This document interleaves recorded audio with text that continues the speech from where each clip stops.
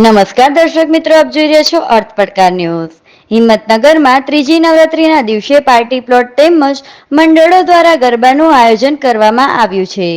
ત્યારે મોતીપુરા વિસ્તારમાં હેવન સેવનના આજુબાજુ પાર્ટી પ્લોટમાં રણકાર નવરાત્રી મહોત્સવ 2024 દ્વારા ખેલૈયાઓ માટે પાર્ટી પ્લોટોમાં સારી વ્યવસ્થા કરવામાં આવેલ।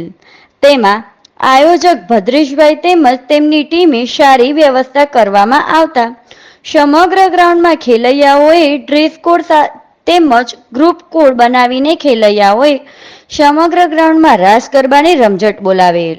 રિપોર્ટર સતીશ સોની, હિંમતનગર।